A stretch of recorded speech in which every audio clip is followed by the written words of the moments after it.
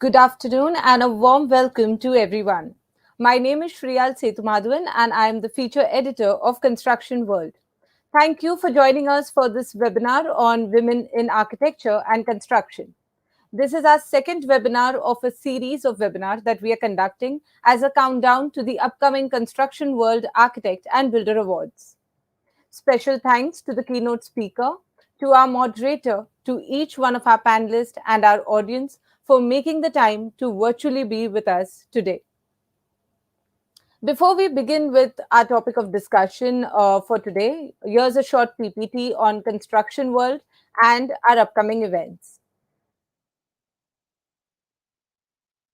25 years in running, Construction World is India's largest circulated construction magazine with distribution across 800 cities in India and overseas.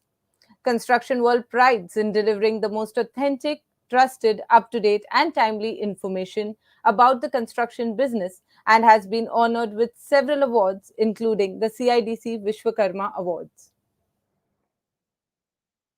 Here's a glimpse of a few of our past edition covers. As you can see, in our March edition, we had path-breaking interviews of Mr. Nitin Gadkari, Mr. Hardeep Singh Puri, and Mr. T.V. Somanathan. A large part of our focus has also, in the recent times shifted to the digital world. And the numbers on the screen says it all. Right from our web reach to our social media numbers, we've been active on all the platforms offering information in its best possible way to all of you. Also, if you have not already done this, please do subscribe to CWAB, which is Construction World on WhatsApp. And this would help you get regular industry updates on the go. So CWOW has already over 11,500 subscribers, and all you need to do to avail this service is give a missed call on the number seen on your screen right now. So you could take a quick screenshot so that you could even do it post this event. But the number is 86575 Give a missed call and don't forget to save your number or save the number. You need to save the number so that you receive updates from us. So we look forward to seeing you with us on CWOW soon. As part of our exclusive offering is also CW Gold, through which you can stay updated with exclusive content related to construction, infrastructure, real estate, and building materials on a weekly basis. So you could log on to our website, constructionworld.in, and get more insights into CW Gold as well as subscribe to it as well.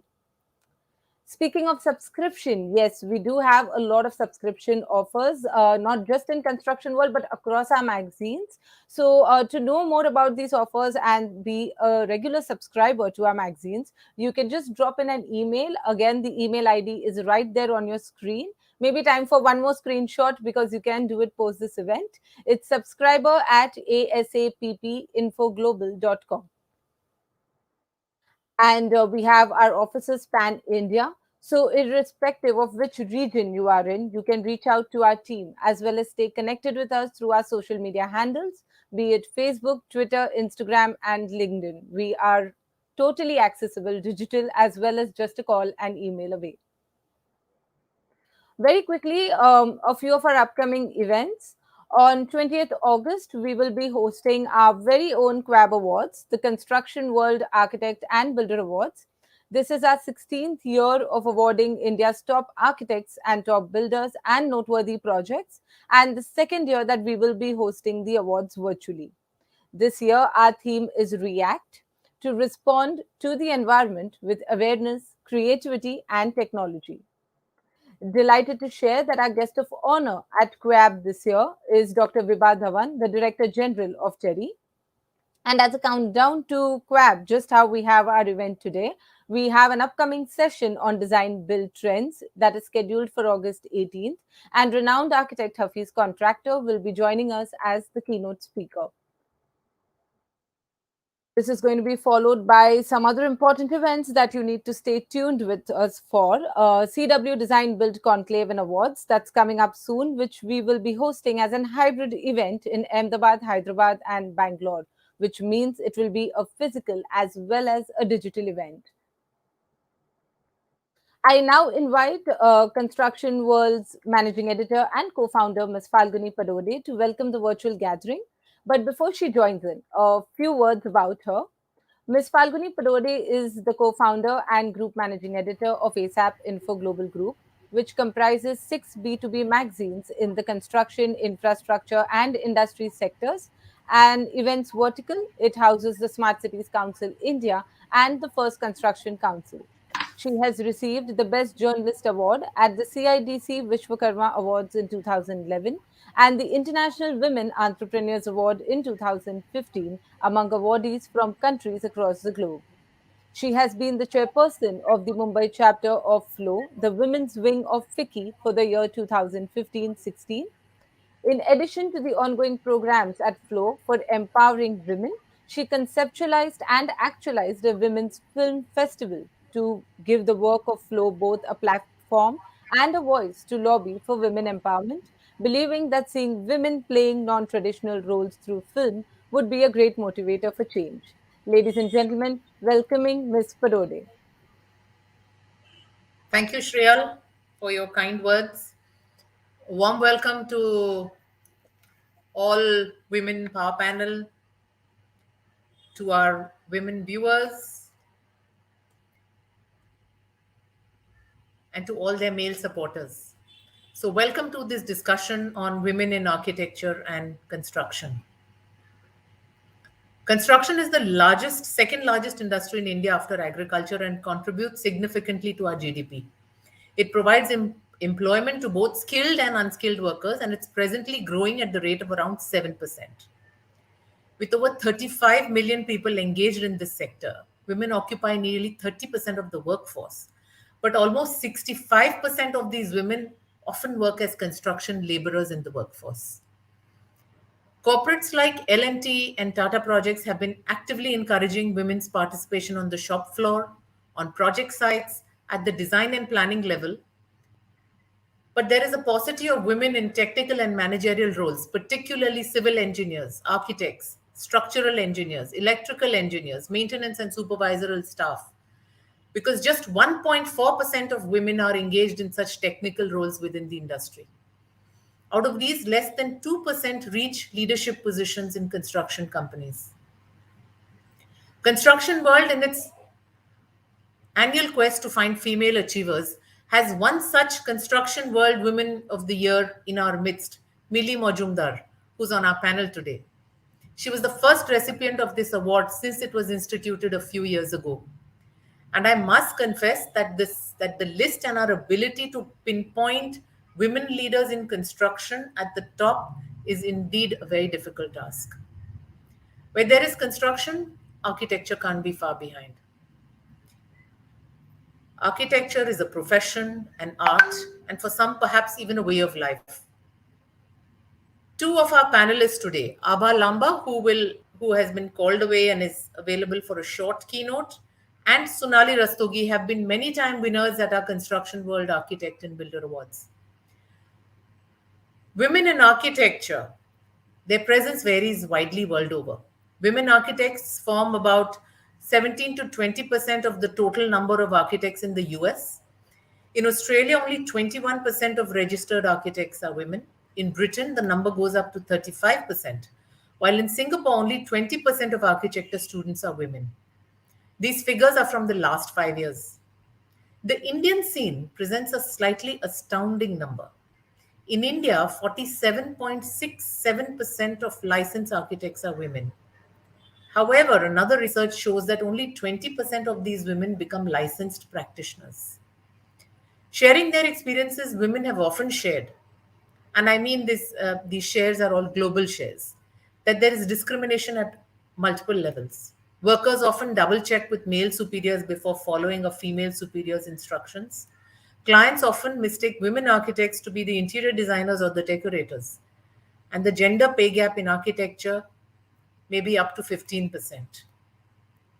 Recruiting more women and increasing their participation can give tangible benefits, economic, social, and environmental, to the profession and the larger community it serves. Today, environmental consciousness is increasing world over. Women are more likely to support environmental concerns, and elevated female participation will help construction and architecture hasten its project progress to a more sustainable future. So, what does the future hold? How should we, what do we need to do to propel participation in the industry and in the profession? Our discussion with our stalwarts present today is sure to shed definitive light on the subject for all our viewers. Thank you, panelists, for being there and looking forward to a great discussion.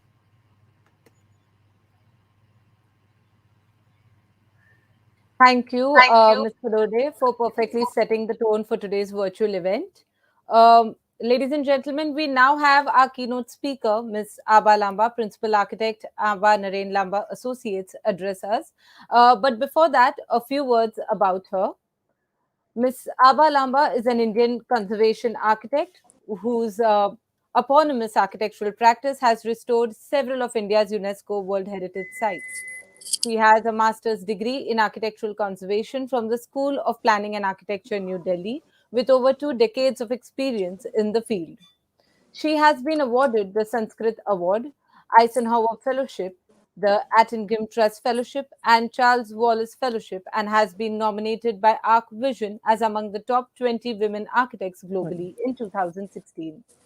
She has been a consultant to ICROM, UNITAR, World Monument Fund, Global Heritage Fund, and Archaeological Survey of India, and has served on the Heritage Committee of both Delhi and Mumbai. The firm's work has been recognized by the UNESCO Asia Pacific Awards for Cultural Heritage Conservation. In 2017, their restoration work on the Royal Opera House, India's only surviving opera house, was given the Award of Merit under the UNESCO Asia Pacific Awards for Cultural Heritage Conservation. We welcome Architect Abalamba once again. Over to you for your keynote. Well, thank you, Faguni, and thank you, CWA team, for giving me this honor. All I can say as a woman and an architect is that we, in our profession, and especially in the field, in the industry of building, construction, architecture, this is normally seen as a male world. Right from, I think, the idea of architecture and first year of architecture, everybody reads The Fountainhead, and The Fountainhead, the whole idea of this male Howard Rourke, who is the great sort of icon of architecture, seems to then become part of the myth about what an architect is supposed to be. And very often, seeing a woman is not what is expected by a client or by a contractor or by someone on site. When I was a student and studying in Delhi Public School, and I took on technical drawing, I remember my professor, my teacher telling me, if you're taking up technical drawing to study architecture, just get married to a civil engineer or an architect. And I think that was the year 1988. And things have gone a long way since then. I pretty much decided there and then that I will not only become an architect, but I will set up my own firm singly without being married to an architect to prove my worth. And in the last 28 odd years of my practice, we have been largely a women-driven firm. We have employed way more women than men, not by design perhaps, but by default. And I can truly say that each and every woman architect in my firm is confident, gives in her best, and is equally, great and adept at handling site, laborers, contractors, and construction issues as she is in the design studio. And that has been my, I could say, a personal mission to break these stereotypes, to break the stereotype of that 6 foot tall male architect on site, to bring in maybe a shorter 5'3", a smaller frame of an architect, but yet as sharp, as strong, and as adept in her craft. And while I was studying at the School of Planning and Architecture in Delhi, I was privileged to see and be taught by Revati Kamath, who I think was an indefatigable spirit, and nobody could take her non-seriously. And that's when I realized that as a professional and as an architect, we ourselves sometimes set the glass ceiling. And if you believe very truly that there is no glass ceiling, you never encounter it. So I started my career with Joseph Allen and Stein. I went on to be actually the last architect hired by the firm, Stein, Doshi and Bhalla, and worked on the India Habitat Center project. And there again, I was a young architect and thrown into the deep end, working on site. And one lesson I learned was uh, another architect told me, and that's something I tell all my architects in my studio, is that a contractor can smell fear. Like sometimes they say, a dog can smell the fear in you, and therefore, if you're not running and not scared, you won't be bitten or followed. And it's the same story. If you go to your site, yes, it means you prepare before you go to site. You have your figures and your design, well in your control.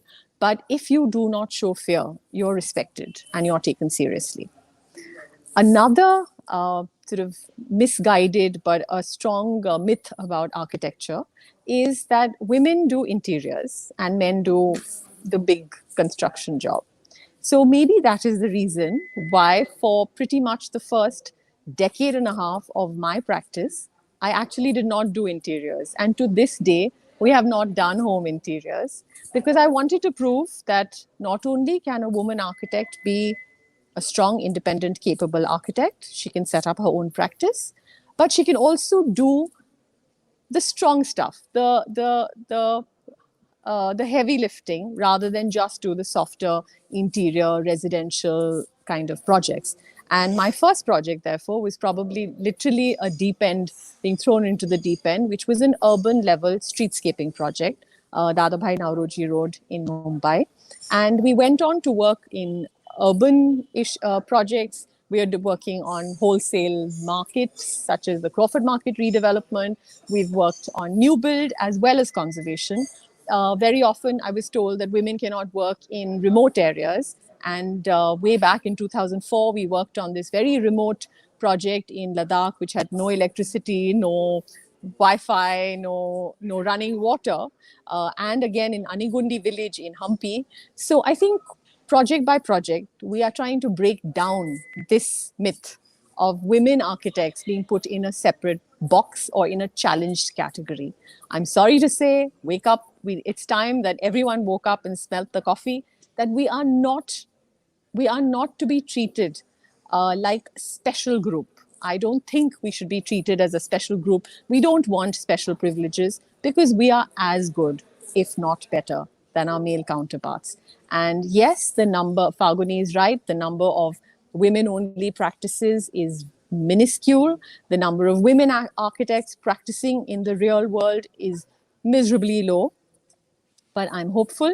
And as a single woman, as an architect, as a founder of a practice, and as what I believe is that if we mentor women, young women architects, and we mentor them, we guide them, and we give them those privileges that we did not have, maybe. So it is incumbent on our generation to be mentors to the next one.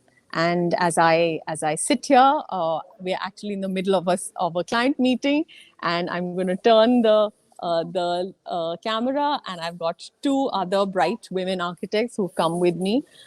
We do all the heavy lifting in our firm, and I'm confident that this can happen in every firm. Thank you.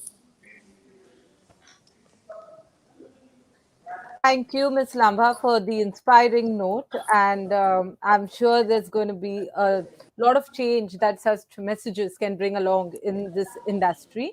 Ladies and gentlemen, we now move towards our very enthusiastic panel discussion on women in architecture and construction. Special thanks to our panelists for making the time to virtually join us for this empowering discussion. Before I hand it over to our moderator, Ms. Harshada Pimpalkhare, Director JLL, here is introducing her with a few words. Miss Harshada Pimpal Khare brings along 18 years of work experience in diverse fields of design, academics, corporate communication, and business development.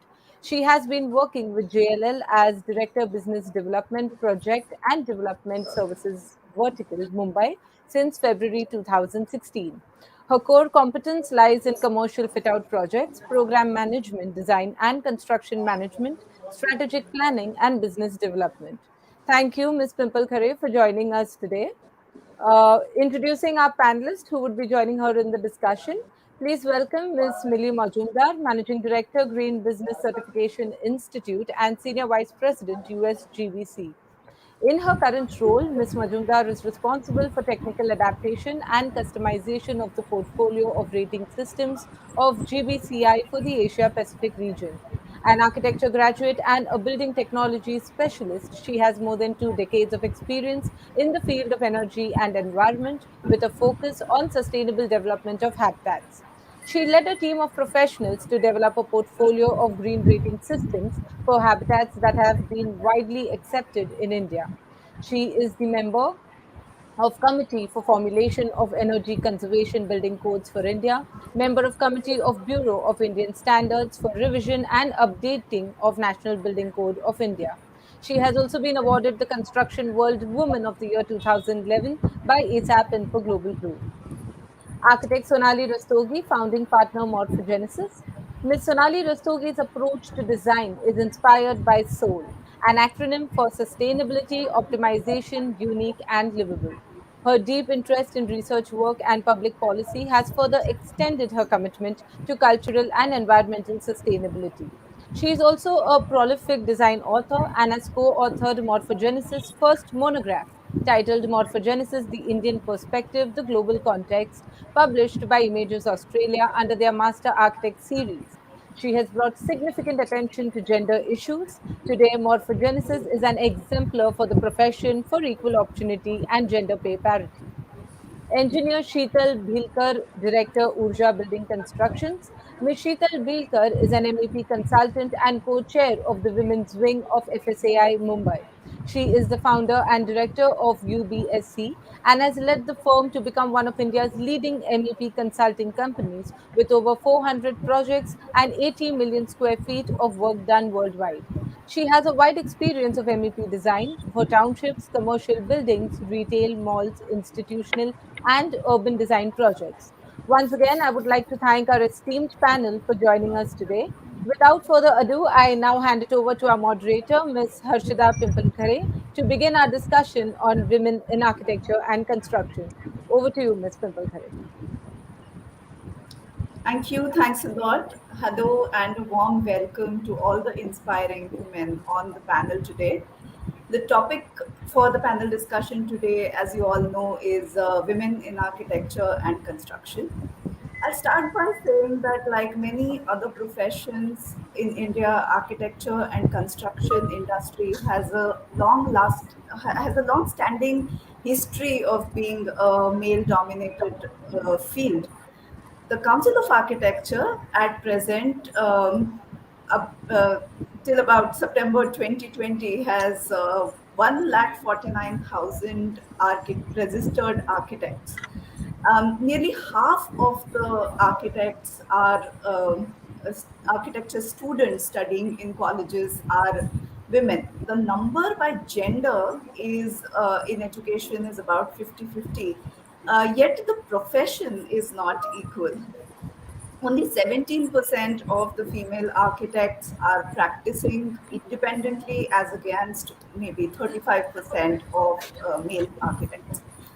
Engineering, you have a little lower ratio of about 25 to 30% of women. The percentage of women working in the private sector has significantly grown over the years, and that shows us that they may not be independently working as architects, but they have not entirely given up on their career.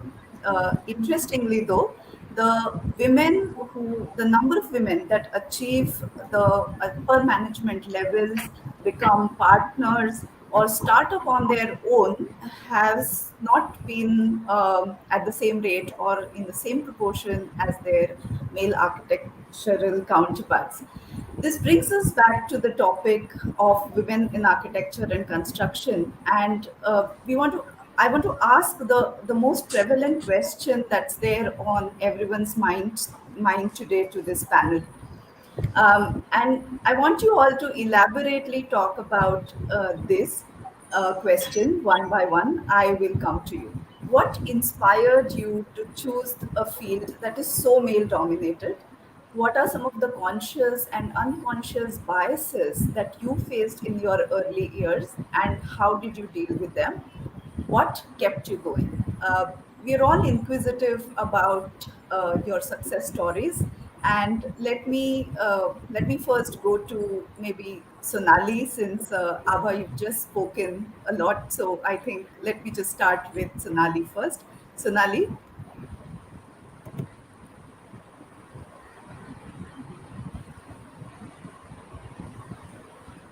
Sonali, I think you're on mute. Is it okay Is it now? okay now? Yeah, we can hear you. Yeah. Yeah.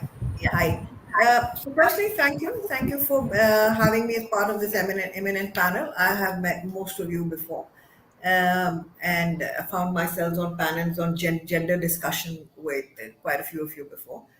So for me, this question is actually, I'm the wrong person to start with this question, because the idea of being an architect is the oldest idea that I can remember that I had in my head. So it probably started as a child, maybe when I was two, maybe when I was three, because I grew up in a household of architects, and my father's practice was out of the living room of my own house. So this was all that I knew that people do, and this is what I wanted to do. And I had a mother who was an interior designer, and going out, she used to work in for cottage industries, and she was going out to work, and my father had a practice in the house. So I was brought up by my dad in his office. And so it wasn't, I mean, there wasn't a gender question at all, right? Like when you just see your parents doing it and you want to do the same thing, and you see little models. Those days there were a lot many more models, lot many more perspectives, hand drawn perspectives. And I would be allowed to, put tree blocks on them. So it was just something I grew up with.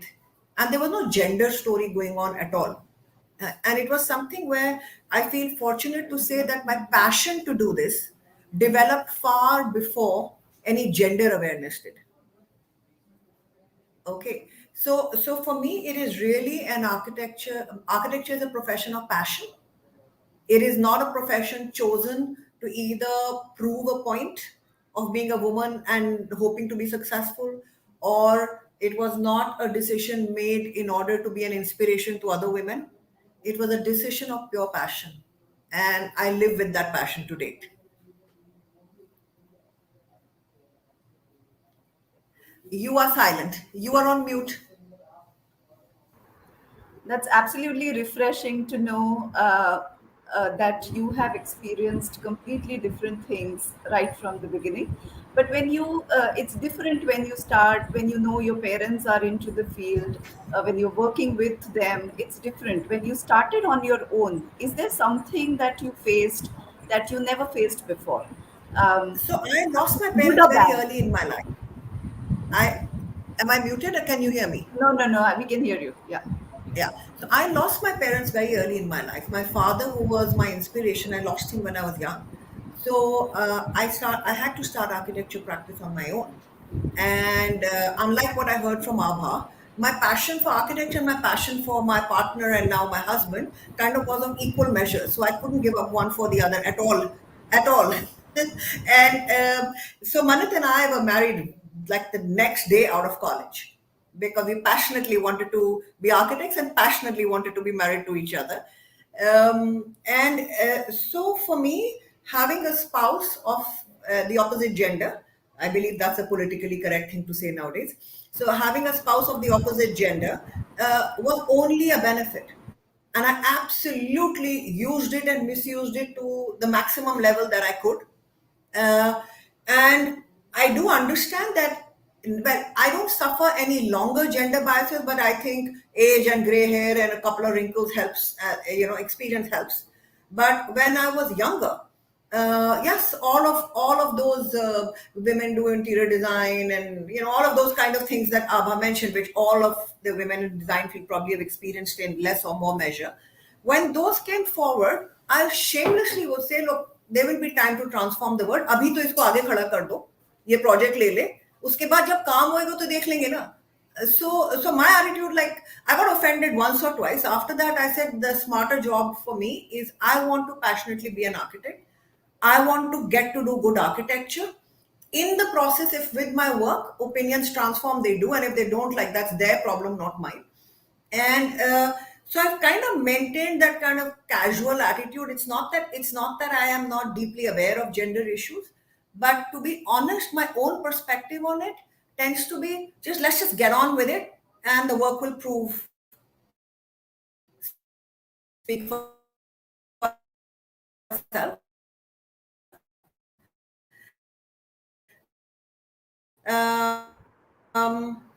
I think in a reasonable measure, that has been a successful attitude. My partner, who, if you were to, than I am, and Millie knows him very well. So he is a huge feminist and supporter of women's causes. So in all ways, this has worked business. Sunil, And sorry to I was interrupt. actually Is not there a aware signal of problem? till about four years ago. Till 4 years ago, ARC Daily did a global survey of firms of a certain size, and they had a certain number of architects. I think 100 plus architects. So they did a global survey of firms of a certain size, and I was surprised to find out that there were only 6 large firms in the world where the ratio was 50-50, and Morphogenesis was one of them. Okay, there were only 6 in the whole world. They also did a survey to all architects who read Art Daily around the world on their pay, and it turned out to be something I was not aware of, that we were 2% skewed towards women, higher pay. Now, I also find that unusual, because when people come in and you offer at the same level a graduate salary, I mean, I've not heard in this country that a woman gets offered 25,000 and a man gets offered 30,000. I've not heard this. So how does this pay parity land up happening? So then we talked about it, like it became a hot topic of discussion at work. And we realized that because women don't sustain, and these figures of 15% and 20% and 25% you're counting. So eventually they leave when they are earning like a middle sort of salary of their career. And because men stay on till the end, so when you take an average, the highest salary earners are men. So I think Indian problem is different. In India, it's not that for the same batch and the same experience, men and women get offered different salaries. I don't think that happens in this country. I've not experienced it. I've asked many friends. I don't think that happens. I think what happens is men last out longer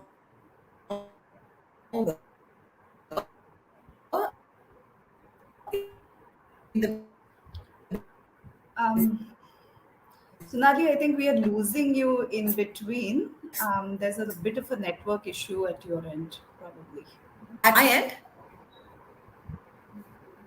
Okay, so I'll let somebody else speak now. I just left it with a question. Why do women leave?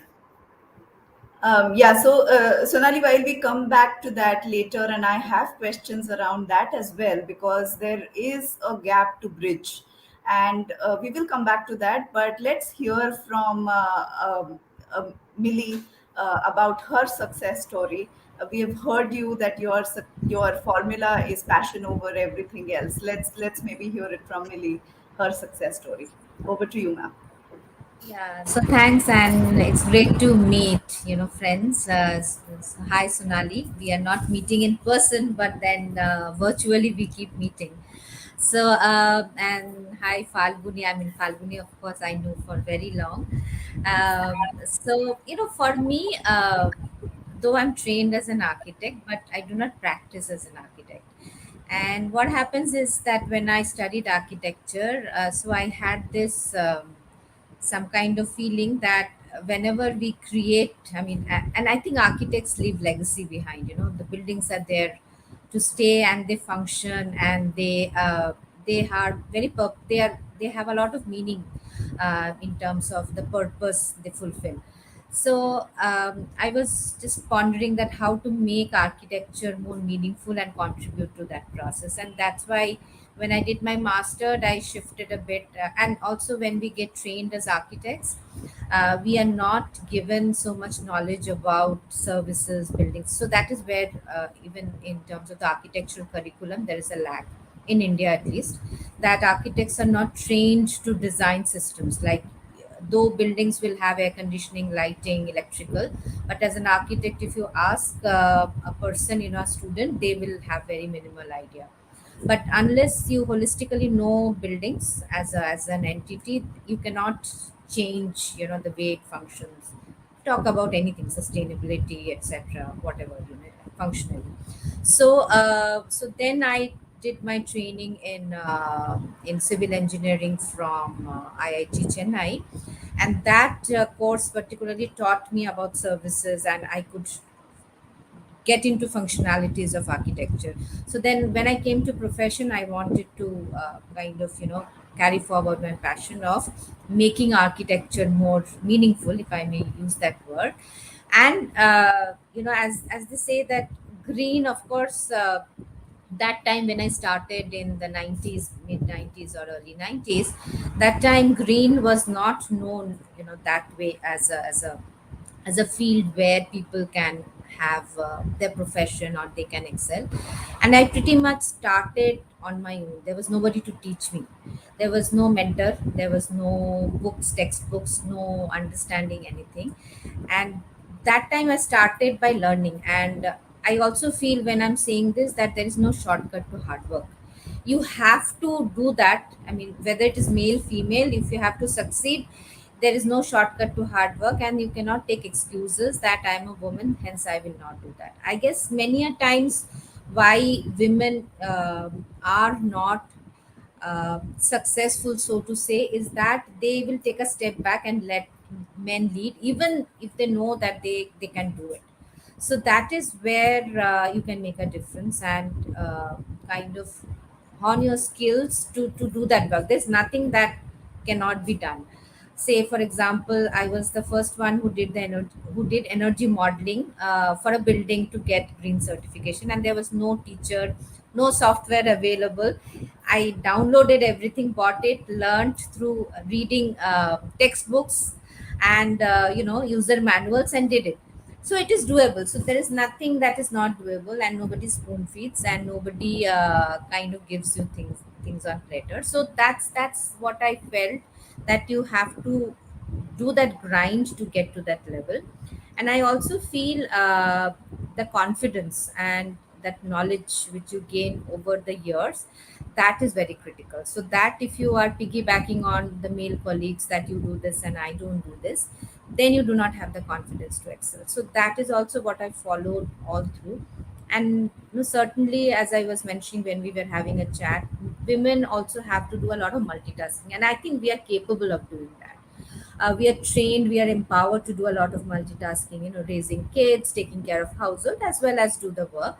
And a support system is also very critical. A supporting husband, a supporting family background, that also helps you.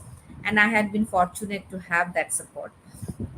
And my husband is also an architect, and but um, I mean, we grew together, and here I am. I don't know whether I'm successful or not, but at least I could follow my dream, I could follow my passion, and give a new meaning to architecture, or making it green.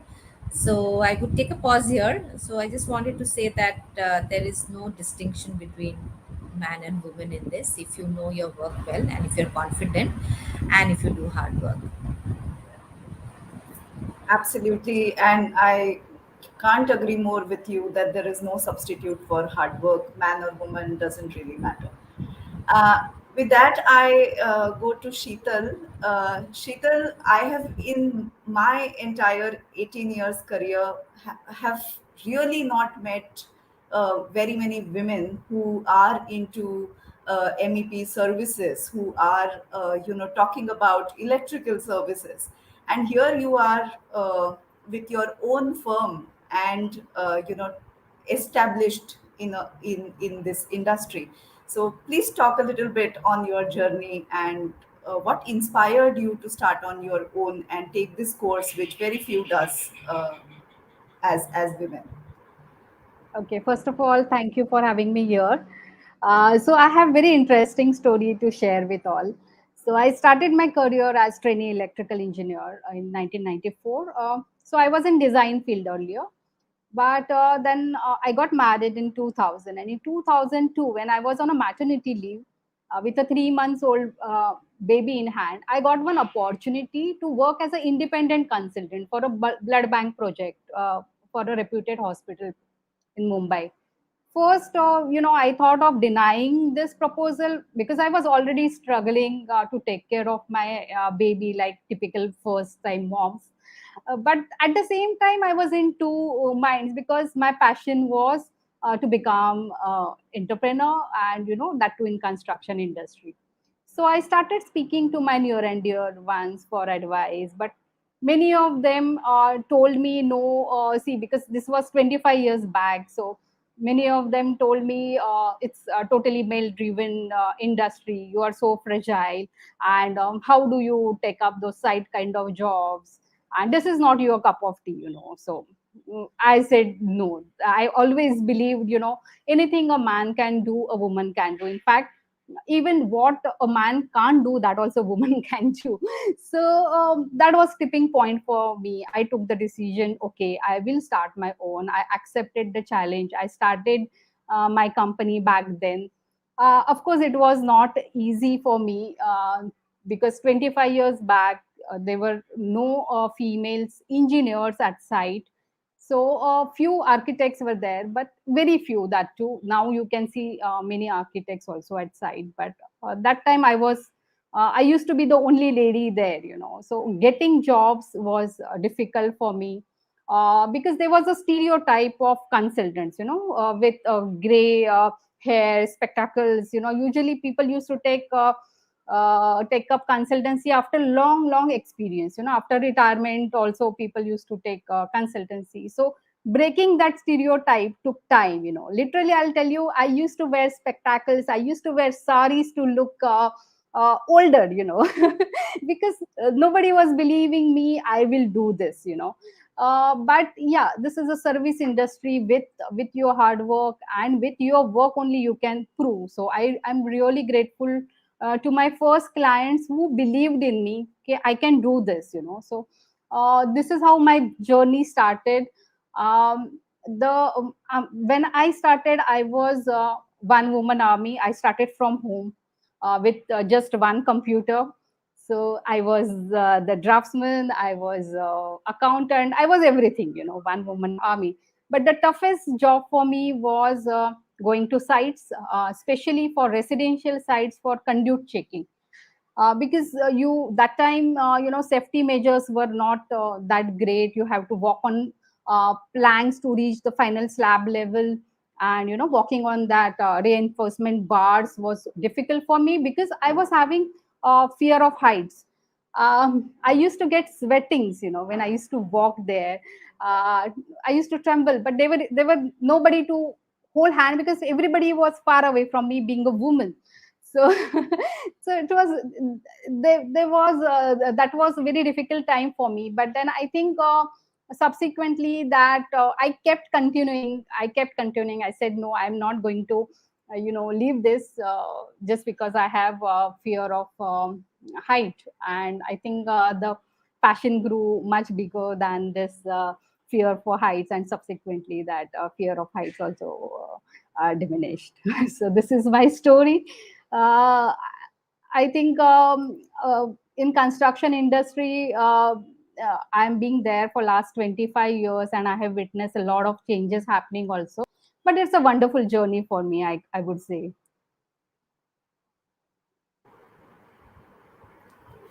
That's absolutely amazing to know, Sheetal. And like I said, I have met very few women who are entrepreneurs and who are having their own setup into the MEP vertical, so to say.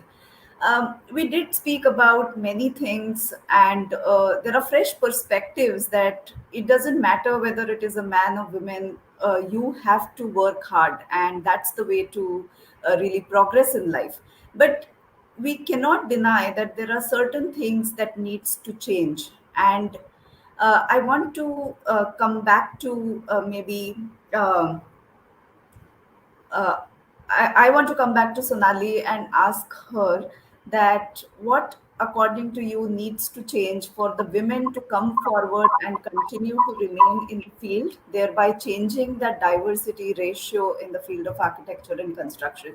And I'm asking you this question because you did mention that, uh, you know, men stay longer. The span of their work is much longer than a woman, and maybe that happens because a woman has to go through different stages throughout her life, maybe uh, giving time to family, having children, and all of that, and that can become hurdles, so to say, or rather I would say that can become sometimes the reasons why they do not continue longer. So, what, according to you, should change so that we can, balance this kind of a Yes, diversity? I think while there are a lot of echo,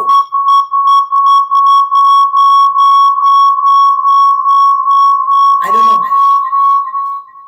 Is it Have you better? gone from two systems? I don't have two gadgets here. Okay. I don't have two gadgets. Okay, this is better. Yeah.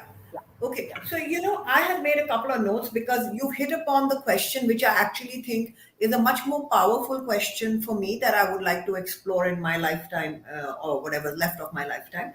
Because I don't think that it's really a question of that women don't want to do this or don't want to do that or hard work, or I don't think those are the questions. I think the question is not that architecture is a male-dominated industry or construction.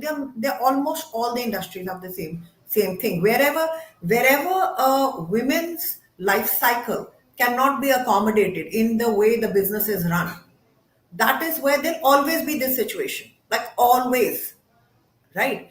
So and there's so many other questions, like we are all feminists in our own rights, and which is why we are here. And I would want to ask a question which probably doesn't require an answer, just something for you to think about. If a woman came 4 months pregnant to a job interview, would you hire her as your CEO? As a woman, would you hire that person as your CEO at that point?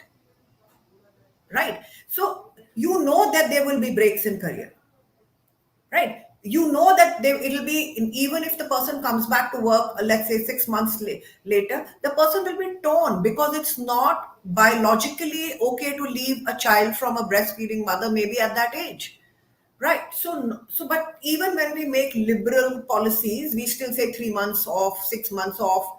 But is that really what is required, or is it a year, or is it flex time, or what is it that is required? Secondly, I think it's not just the time off. I think it's the whole way business is conducted. For example, we say construction industry, there's no timing. Huh? It's okay that there is no timing, and that's just how it is. When we do a job interview for an architect, we say, architects work late. My thing is, I think it's a badly run company where architects work late. Because if you can't say at the start of a project that concept design will take 200 hours, and with an experienced company, and something will take these many hours and something will take that many, and assign the right amount of human resource, assuming 8 to 9 hours working day, then I actually think the company is planning badly. And it's also a company that is saying that is actually, in my mind, promoting the wrong culture whereby men will say, I need to do this to work, so I need to be there till 11 at night because the submission is going, and a woman will say that I need to go home and do the homework, and we are promoting that culture. So essentially, if all architects stop delivering in a way where they work in an unscheduled, unplanned manner and work till 11 o'clock at night, which solve that problem. So I just think it's and I also think it's just an assumption culturally that the mom goes back to home to get the homework done. But the dream is the moms and dads that the child should do well. So a lot of it has to do with gender in society. I think our profession is not so bad with the gender problem. I think it's society that needs to see it that way. Work cycles need to be professionalized, that they don't impinge on work life balance of a man or a woman. So when the work life balance of a man is also enforced,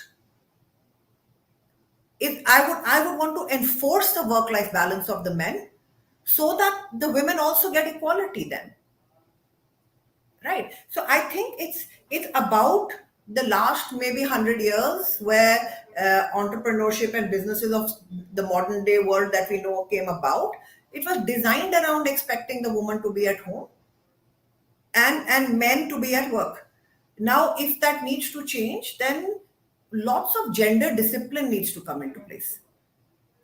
Okay, that's one. And then the other anecdote I want to tell you is that whenever a woman at work is like who's been here and comes to say, Sonali, I'm so sorry, but I need to leave, and they have tears down their face. I'm so upset. My 2-year-old didn't know the ABCD, well, as some other child knew A for apple, B for boy, and my child is suffering, and something else is happening, and I'm looking like, my God, which world are you living in, right? So, but then that's what they're saying is not really the truth, that they're being blamed for this. Okay, nobody's blaming the dad. Everybody is blaming the mom. So and I turn around and say to them, like, okay, you're doing this because your mom-in-law won't do this, right? She won't sit with the child and do this, and mom-in-law is who's sitting at home, and therefore you have to listen to the mom-in-law. I said, how about your mother who sacrificed everything so that you could stay up all night and do these assignments? So where is your allegiance lying? It's against a societal business. Your allegiance doesn't lie with your own parents and dreams for you. It lies with your husband's dreams or your mother-in-law's dream for your child. It doesn't lie with your parents' dream for you. So I think the gender issues are not work related, or the amount of work related gender issues are so small compared to the gender issues which are deep seated in society, and that affects not just architects, but I think affects majority of the women. So the figures that you stated for architects in leadership, I bet you if you go across, they're the same for bankers, same for investment finance people. It's the same, similar, more abysmal. So that's where I would like to leave it, that gender biases are more a societal thing. They are not an architectural thing. I think architects, just by the choice of profession we have, I think are way more homogeneous, way more broad-minded, and I think, and then whatever we are not born with, I think the industry gives us that. So I'm not worried about our industry, I'm worried about society. Harshada, if you'd allow me to speak, I'd just like to say something. Yes, please. Sonali, I think you've hit it bang on. I was the chairperson of the women's wing of FICCI in Mumbai, and we met the MD of the World Bank, and we were a table full of women entrepreneurs, and she was going through to each person, asking them, what do you think is the problem? Why don't we have more women in the workforce? We know that if we have 50%, we have 50% women in the workforce, the GDP goes up. And universally, after she had gone around the whole table, actually she already knew, but the universal thing is that women need help with childcare and they need help with geriatric care. At every juncture in their life, these are roles that fall upon them and which causes them to truncate careers and things that they are doing, because they are roles that are actually reserved only for them. So the breaks in the cycle that you mentioned, the longer spans that male architects manage to do, it's because these gender roles don't fall within their orbit. That's one thing.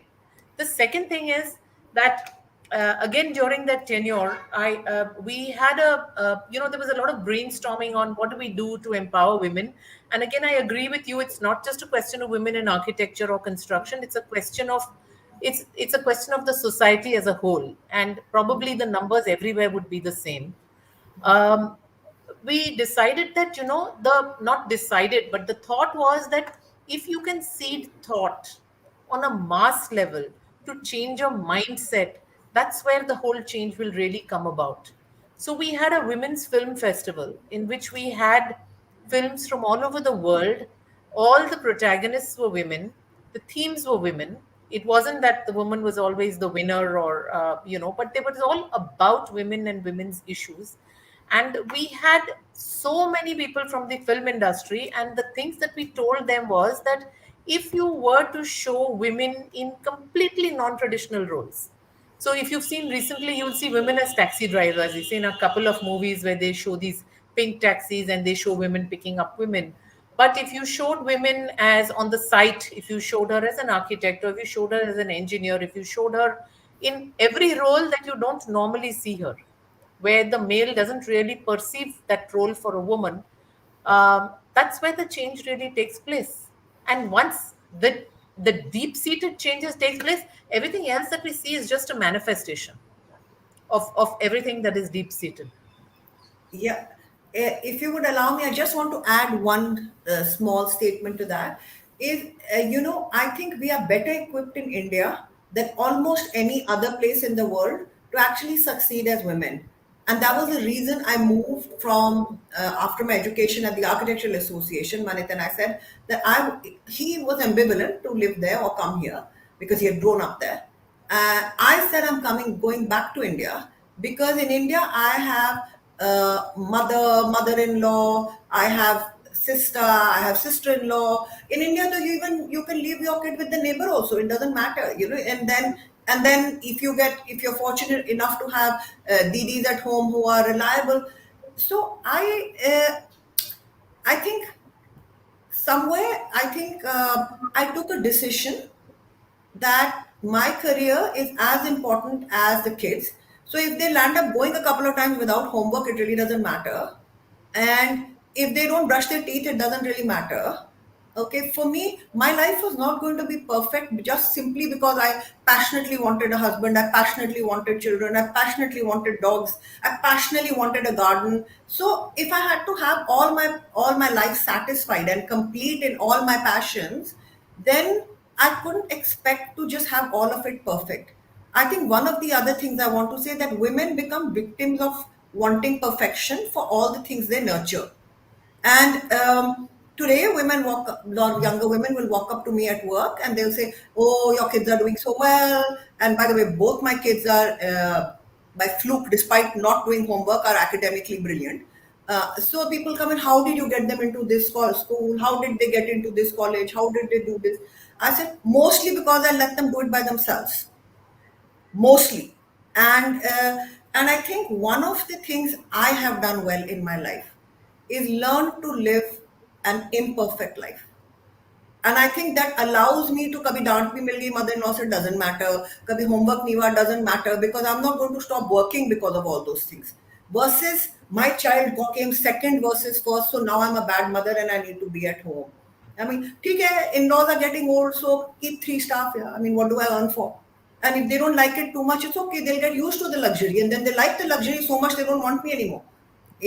So it's for me, what a lot of younger women consider compromises were the essential crutches to my imperfect life, and that's how I got here.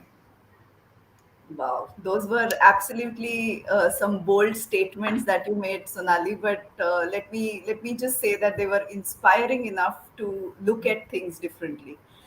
With that, I will go to Sheetal, and I just want to ask her, how are women supporting women, and in your industry specifically, do you see there is some change in the way women are operating, or more women are coming uh, than what you saw maybe 15, 20 years back when you started? Is there a change in perception, or is there a change or increase in the number of women entering your field? Yeah, definitely there is increase. In fact, when I started, I was only women out there at site, as a MEP consultant. But then, if you see now, there are many women who have come up. There are, you see, environmental consultants. You see, women are there in manufacturing also.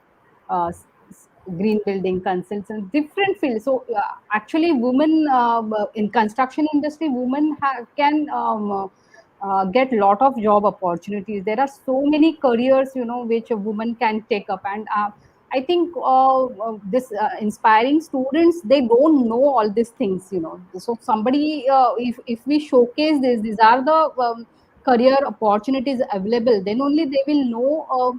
So many careers are available in construction industry. So we have a small community of women in construction, which we have recently started, which we call as Real Women community, where we have around 26 members to start with. We have just started 6 months back.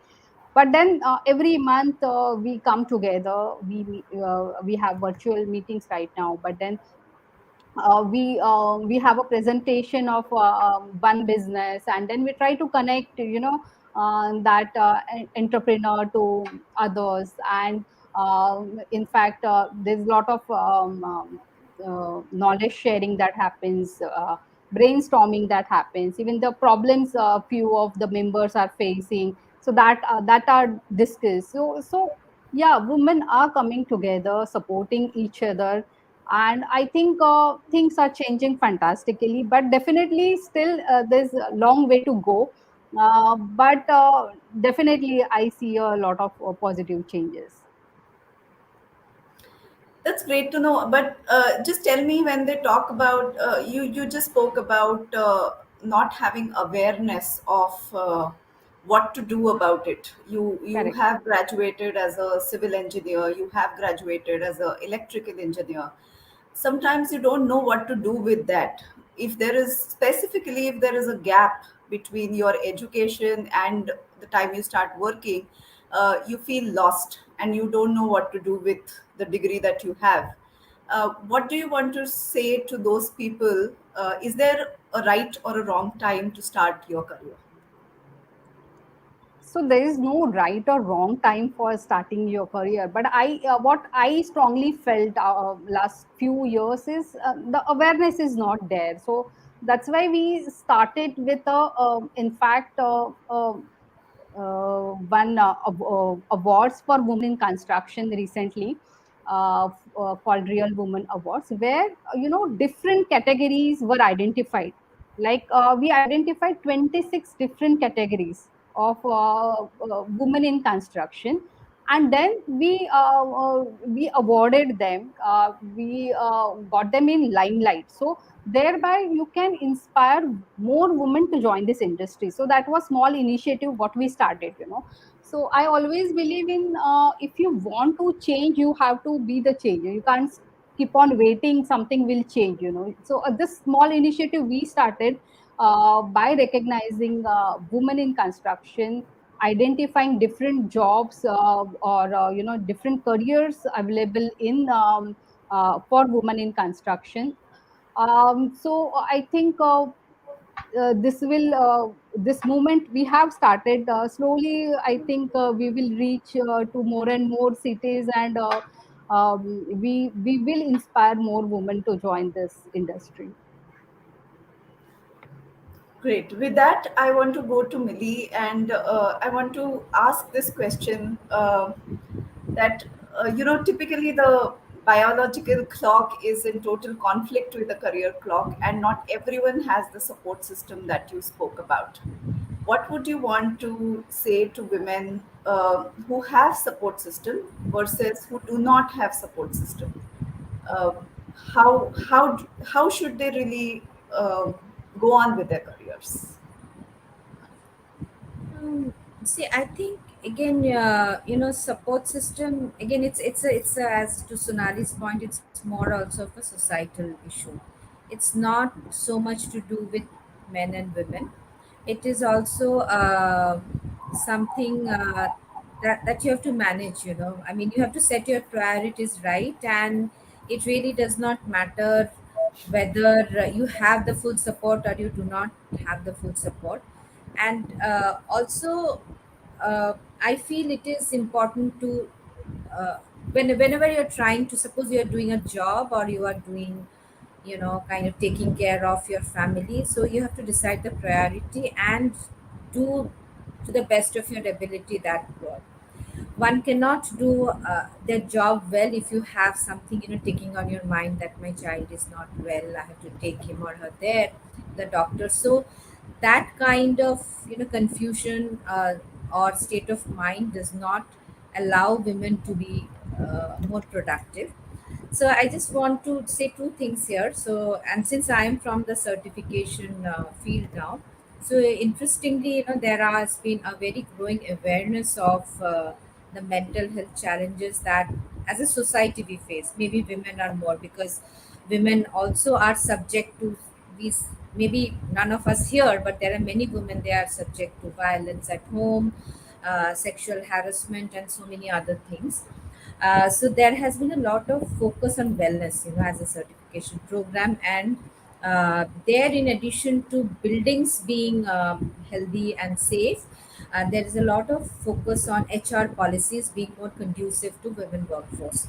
So I feel that, and all corporations are also taking them up now as a part of their HR policy, how to facilitate women to have a more, better work-life balance. Say, having a crash at home, and I know Sonali for sure, encourages all of this, and they have it within their office.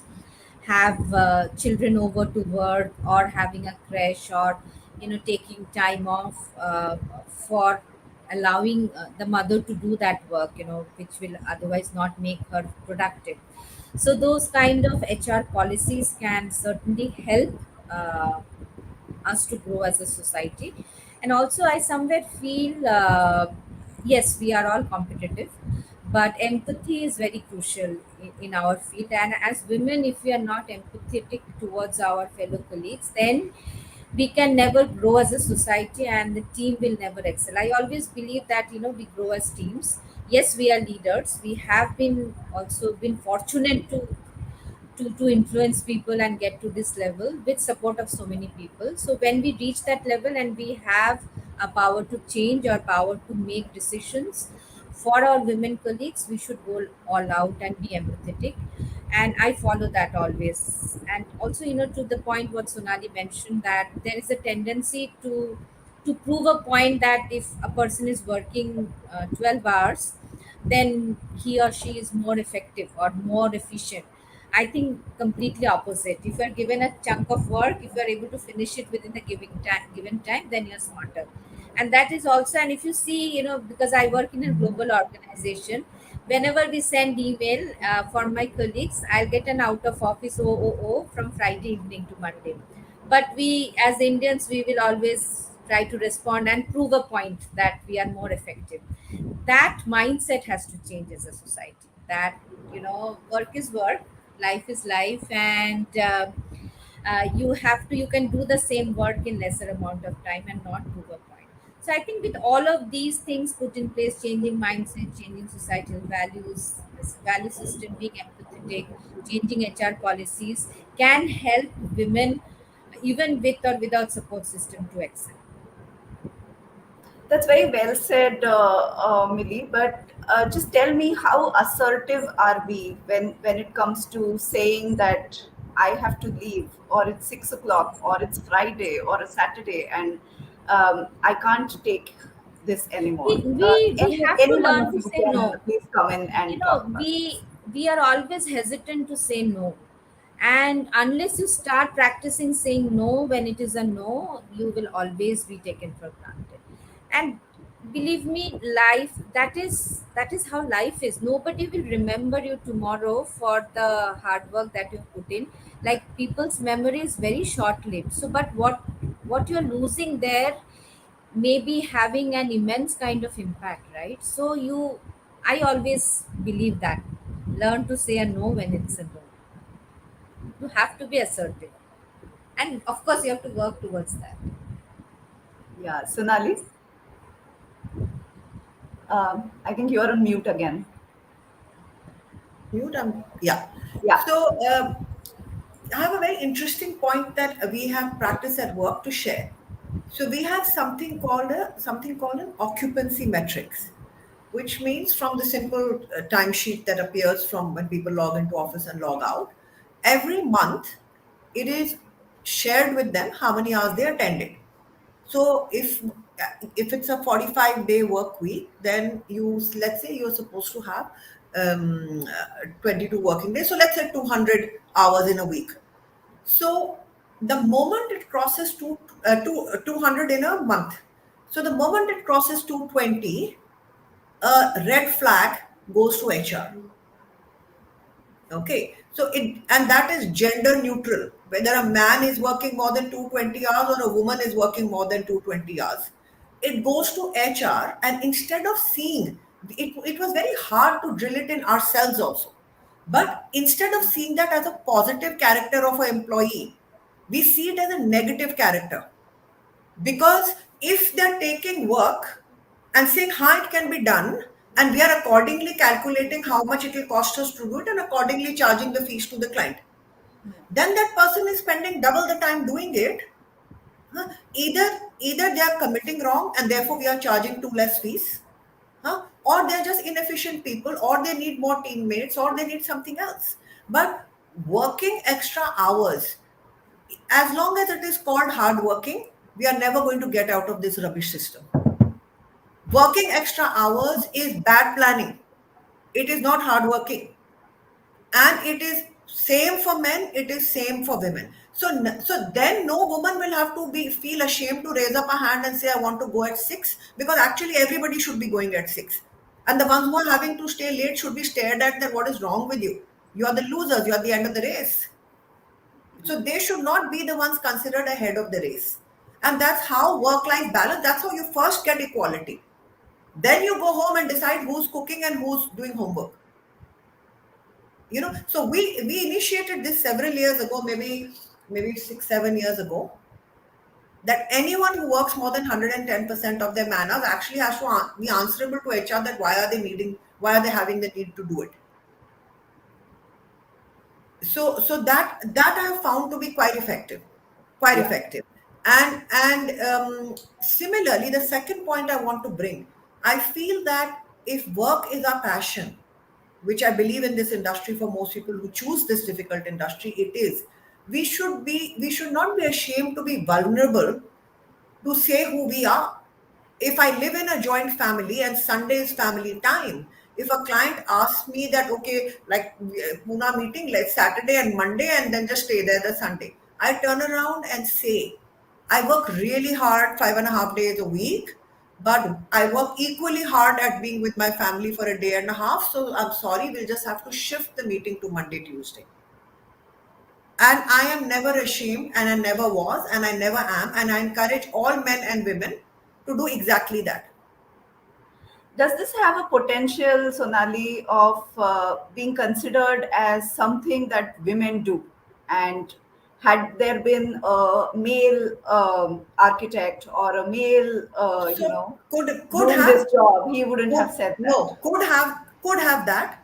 But I think today, all of us being entrepreneurs or in very senior position in companies, it's up to us to make that a rule for the whole company, that nobody should have the choice to go and work on a Sunday. Right? If the people who have exceeded, I think if men have had that additional freedom and privilege to ignore their families or ignore homework or ignore food, then why do women have to get punished for that? You send them home to cook the food. And if they don't go home to cook the food, then they are the ones who should be in trouble. Then are you crazy? Why are you going on a Sunday? You are setting a bad work culture for everyone else. One time a client asks you to come on a Sunday and you come, they'll constantly ask for a Sunday. That's for sure. Because they earn money running the industry Monday to Friday or Monday to Saturday. They have free time on Sunday to think about the building they want to build. So that doesn't mean that you should have free time, right? And I think if the ball is set right for where men have exceeded their limits, That's the only way you get gender equality. I think more so now it's a competition of, like you said, the measure of hard work should not be staying late, but it has become a practice in the corporate to extend the work hours beyond the requirement just for somebody else's, need to be there or show that I work more. So this is becoming a practice, so to say, in our work cultures. Falguni, would you want to come in here and add to this, maybe?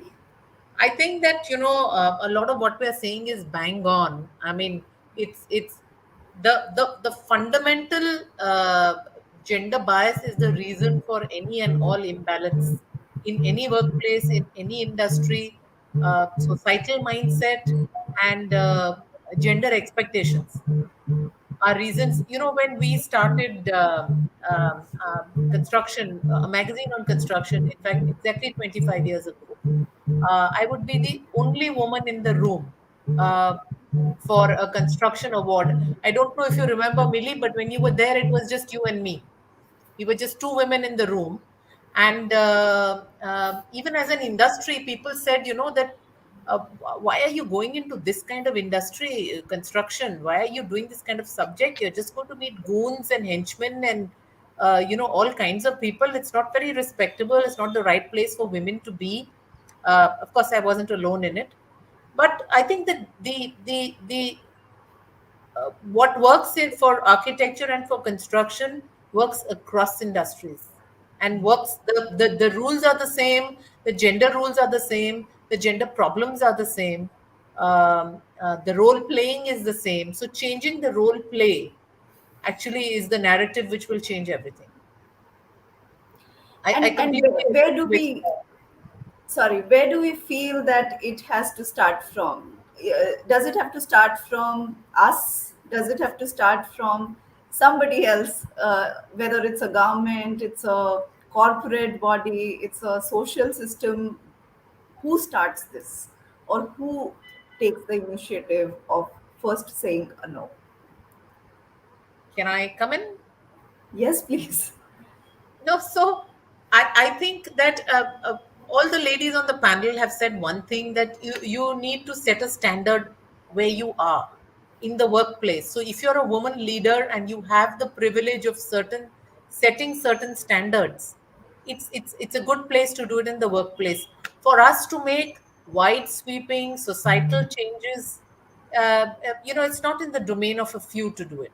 There are multiple measures, there are years of mindsets. There's so much for us to wade through.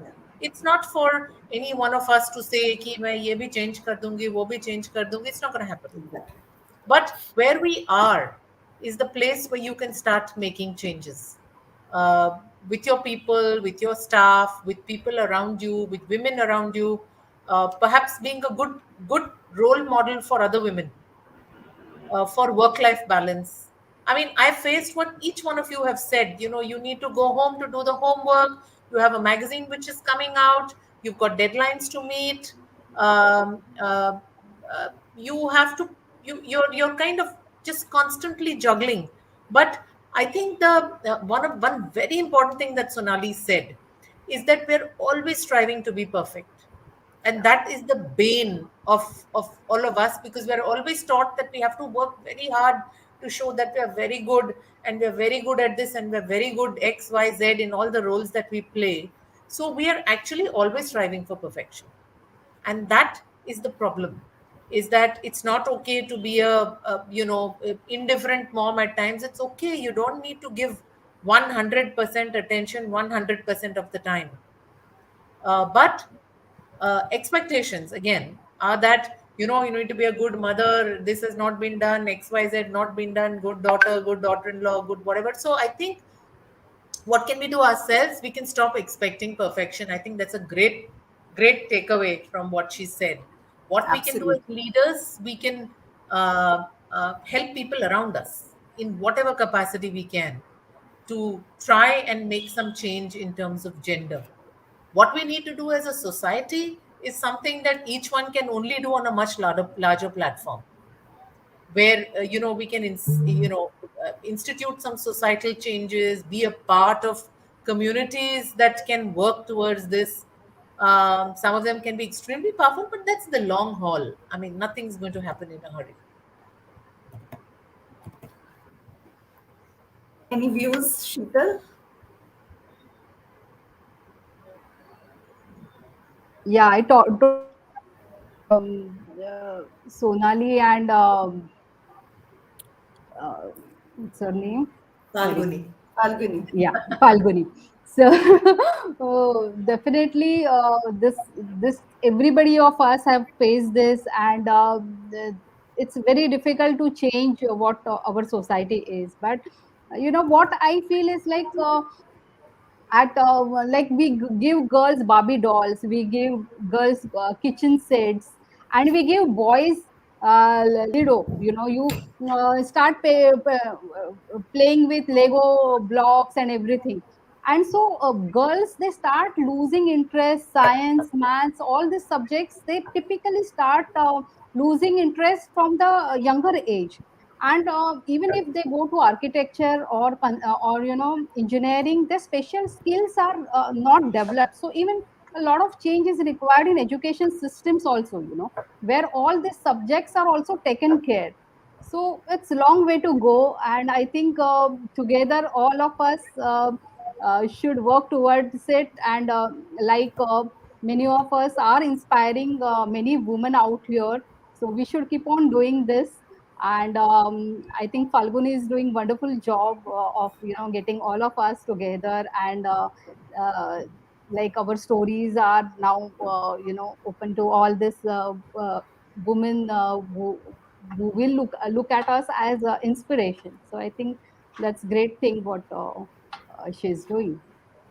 Talking to all of you today, there's one thing that's coming to my mind is probably at every stage of your career, you want somebody to look up to. You need a mentor. You need somebody who can, and don't get me wrong, it can be a male or female, that's okay. But you need somebody to guide you through and say that it's okay to do this. It's okay to say a no. It's okay to not attend a meeting on a Saturday or a Sunday.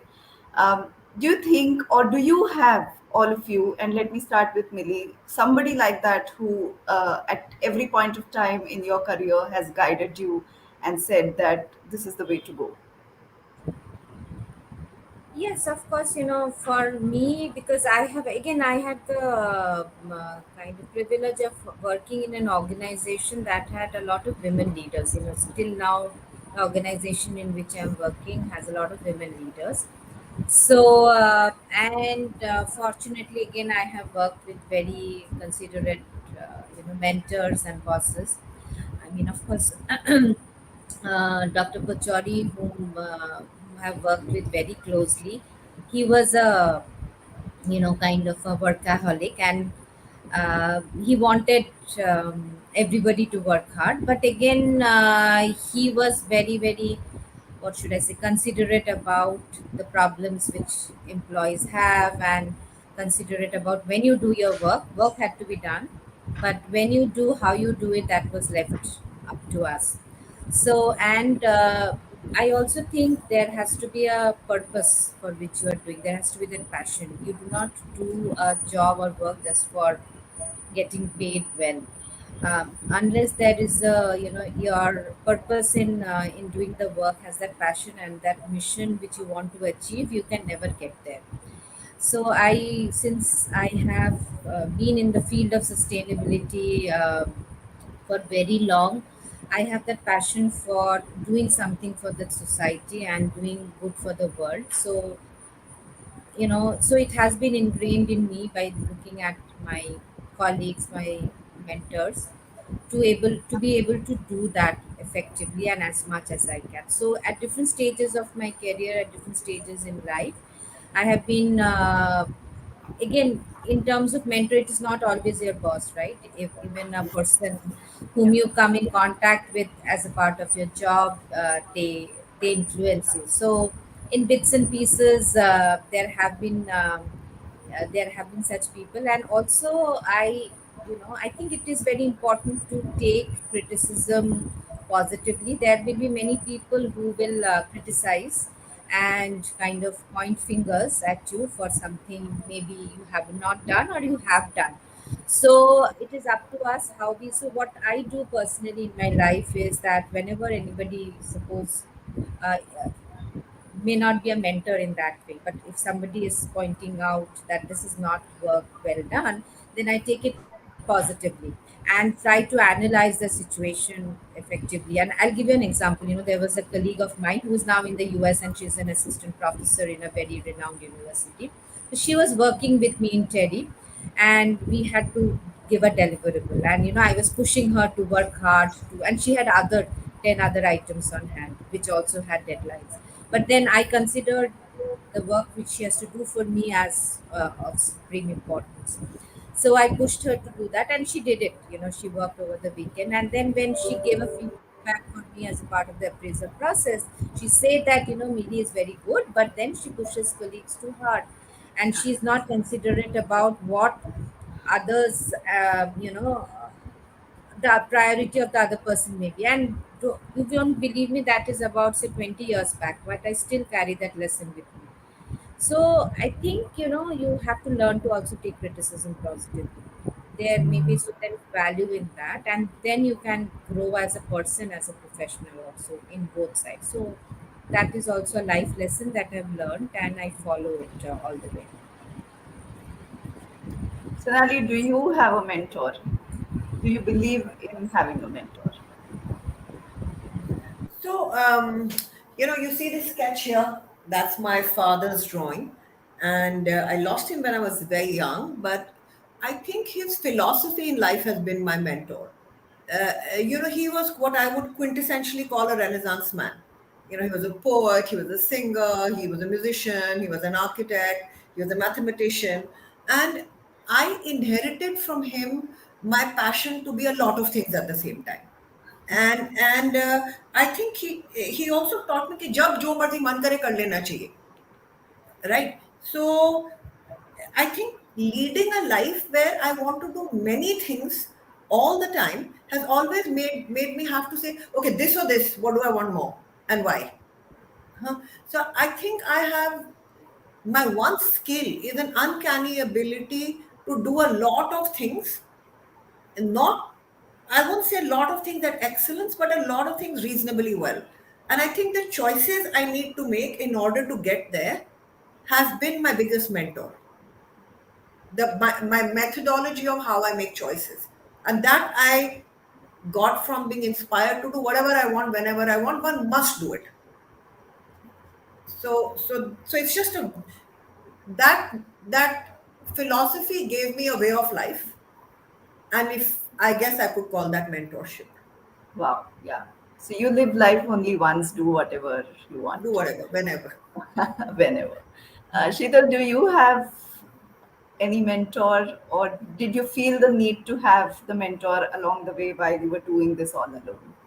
Um, Unfortunately, I was not having any mentor because I started too early in my career, and so I was busy managing my family, my business, everything. But I think life has taught me a lot, and I'm a quick learner. So every like Sonali said, every experience has taught me something. Of course, there were times where I have faced criticism. So all this experiences has taught me a lot. And one thing what I feel is I am a dreamer, and I have always uh, I always had a bucket list. So I want to complete this, and I like taking challenges. So I was having dream of taking my company to this level, and I think I have achieved it. So I think you have to keep on dreaming, and if only you can dream it, then only you can do it. So I think that's the mantra what I can say. Super. So maybe experiences were your mentors. Falguni, how much time do we have? If you want me to wrap up, maybe I have one last question for all of them to. I think you're on mute. We have time for one more question. Yes. Yeah. So, just one last question and a round that I want to do with you all. What is that one thing that you want to say to all the aspiring architects and construction management or construction professionals, specifically women, that are entering into the field? What is that one thing that you want to tell them? Can we start with Millie?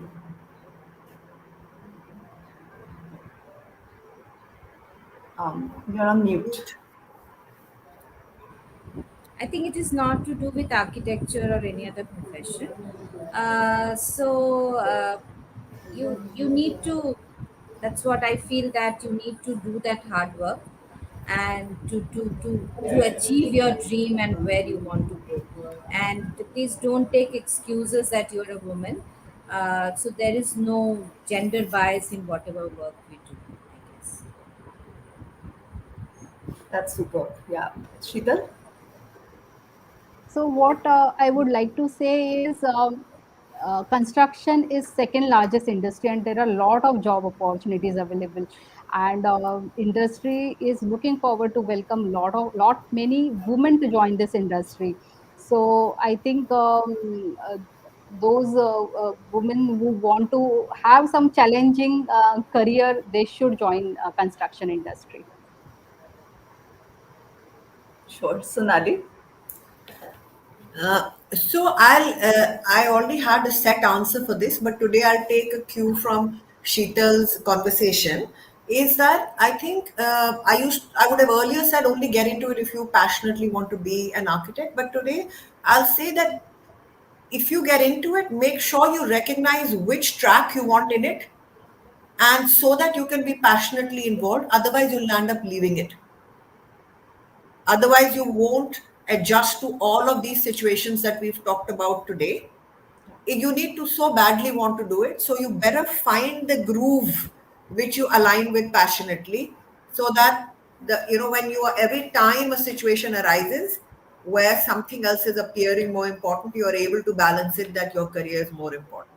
And for that to be in the right groove is most important. Absolutely fantastic. Falguni, do you want to also add up? I just wish that a lot more women enter the sphere so that we find it easier to spot more women to award.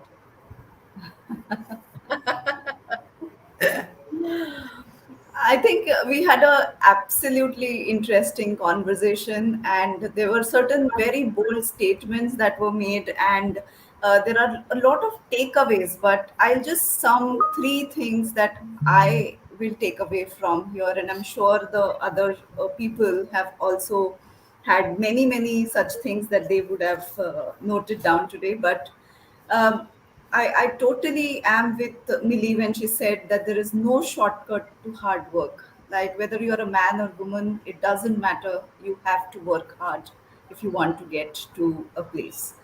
Um, Sonali, this is going to be a thing that I will never forget in life that you said today.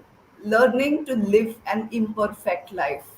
That is something that is such a evolved thought. You do not have to be right all the time. You do not need to be perfect all the time. It's a life changing statement, let me tell you that. And Sheetal, you have said, be the change you want to see. And you are one. So it's absolutely inspiring to see a woman doing, so to say, the man's job. With this, I think I hand it back to Falguni. Thank you, all of you, for this enlightening session.